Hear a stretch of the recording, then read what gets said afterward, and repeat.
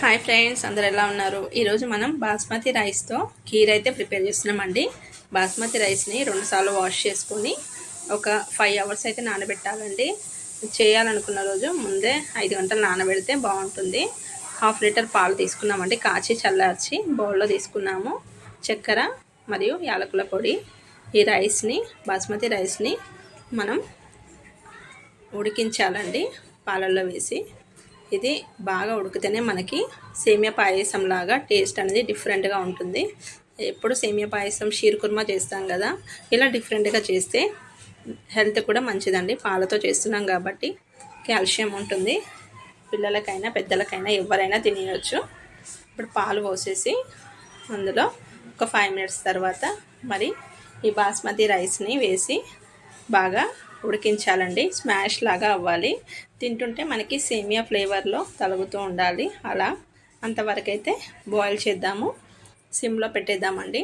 ఒక 15-20 మినిట్స్ పెడితే మనకి బాగా మెత్తగా ఉడికిపోతుందండి. మనం బాగా నానబెట్టాం కదా, అలా త్వరగా అయితే ఉడికిపోతుంది. మొత్తం రైస్ని అయితే వేసేసుకొని దీనికైతే మనం డిఫరెంట్ ఏం లేదు, మిల్క్ మేడ్ ఉంటే సరిపోతుందండి.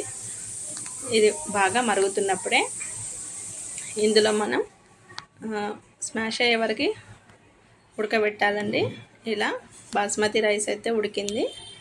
ఇందులోనే మనం కొంచెం చక్కెర, యాలకుల పొడి వేస్తున్నామండి. ఇలా బాగా ఉడికితేనే టేస్ట్ అనేది బాగుంటుంది. ఒక సైడ్ అయితే ప్యాన్లో కొంచెం నెయ్యి వేసి డ్రై ఫ్రూట్స్ని అయితే బాగా ఫ్రై చేసుకోవాలి. జీడిపప్పు, బాదం అయితే వేస్తున్నాను.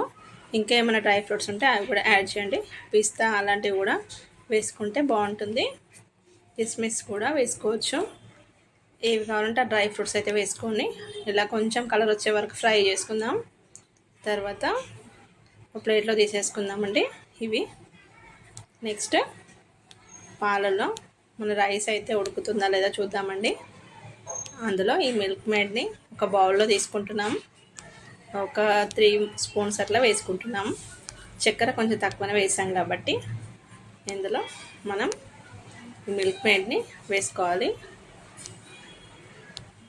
చక్కెర, యాలకుల పొడి వేసాము. ఇప్పుడు మిల్క్ మేడ్ని కూడా వేసి బాగా ఉడికించాలండి. టేస్ట్ అనేది మిల్క్ మేడ్తోనే వస్తుందండి. చక్కెర అయితే 1/2 కటోరడే వేసాము, యాలకుల పొడి వేసాము. నెక్స్ట్ ఇది బాగా చిక్కబడాలి. నెక్స్ట్ డ్రై ఫ్రూట్స్ కూడా వేస్తున్నాను. ఇంకా ఒక 15-20 మినిట్స్ అయితే పెట్టాలి స్టవ్ పైనే. దీంట్లో మనకు బాస్మతి రైస్ ఫ్లేవర్ తగులుతుందండి, మిల్క్ మేడ్ ఫ్లేవరు, మిల్క్, ఈ 3 కలిపి మనకి టేస్ట్ అయితే సూపర్గా యమ్మీగా ఉంటుందండి. గరిటెతోనే జర స్మాష్ చేయాలి రైస్ని. అంతే అండి, ఎంతో టేస్టీ మనకి బాస్మతి రైస్ కీర్ అయితే ప్రిపేర్ అయింది ఫ్రెండ్స్. కావాలి అంటే మనం ఫ్రిడ్జ్లో పెట్టుకొని అయినా తినచ్చు, లేదంటే వేడివేడిగా తిన్నా సూపర్గా యమ్మీగా ఉంటుందండి. ఒక బౌల్లో తీసుకొని సర్వ్ చేద్దామండి. సూపర్ టేస్ట్, కాల్షియం అన్నీ ఉంటాయి. పిల్లలకైనా పెద్దలైనా ఎవరైనా తినచ్చు.